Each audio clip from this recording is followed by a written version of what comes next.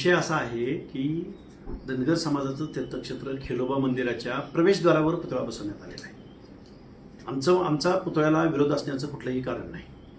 मुळात ट्रस्टची जागा, देवस्थानची जागा आणि परत मंदिराच्या प्रवेशद्वारावर पुतळ्याचं विषय असा आहे की तिथं लाखोच्या संख्येनं धनगर समाजाची खेळोबाची यात्रा भरते, भाकणुकीचा तिथं कार्यक्रम असतो। तेच ठिकाण त्यांनी कुणी निवडलं, का निवडलं, त्यांचा हेतू काय आहे, तर धनगर समाजावरती प्रेशर क्रिएट करायचं, दहशत निर्माण करायची आणि वातावरण कलुषित करायचं। कोण आहेत हे समाजकंटक? ही गोष्ट रिपीट अगेन अँड अगेन घडते महाराष्ट्रात। आता माढा तालुक्यातलं हे कितवं जवळजवळ 10-12 प्रकरण आहे। कोण आवारे नावाचा एक महाभाग आहे, तो महाभाग ह्या सगळ्या गोष्टींना खतपाणी घालतोय। तिथला प्रश्न मिटलेला होता, गावच्या प्रशासन, पोलीस प्रशासनानं स्थलांतरित करायचं ठरवलेलं होतं पुतळा, तरी सुद्धा तिथला स्थानिक आमदार अभिजित पाटील यांनी लक्ष घातलं आणि परत तिथंच पुतळा बसवायला लावला।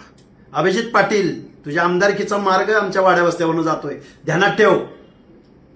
तुम्ही लोकप्रतिनिधी म्हणून लाज वाटली पाहिजे अशा पद्धतीचं कृत्य करायला। तुम्ही कुठून जाता, काय जाता, का धनगर समाज तुम्हाला कधी आडवा उभा आला होता? कधी कुठं तुमच्या आडवा उभ्यात आला होता का? भोळे बाबडी लोक आहेत तिथं, 60-70% धनगर समाजाचं गाव आहे आणि तुम्ही असं दहशत निर्माण करताय। हे महाराष्ट्रामध्ये मुख्यमंत्री महोदयांना आमचं सांगणं आहे, महाराष्ट्रामध्ये या घटना वारंवार घडतायत। 2 दिवसाला 3 दिवसाला समाज विघातक, आणि घटना घडून गेल्यानंतर तुम्ही ऍक्शन मोडमध्ये येताय का? आम्ही निषेध व्यक्त करतोय। आम्ही अंजनगावला जाणार, आमच्या समाजावरती रात्री एका समाज मंदिरामध्ये लोक होती, अजूनही तिथले आम्ही दगड वगैरे हलू दिलेले नाही,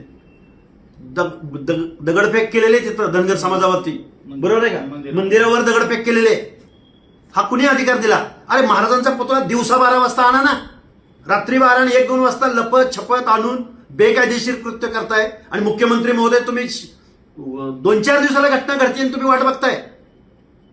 हे फेल्युअर आहे। आम्ही निषेध व्यक्त करतो या गोष्टीचा। अशाच नवनवीन अपडेटसाठी आमच्या खबर गावाकडची या चॅनेलला सबस्क्राईब करा, आमचे व्हिडिओ लाईक करा आणि शेअर करा।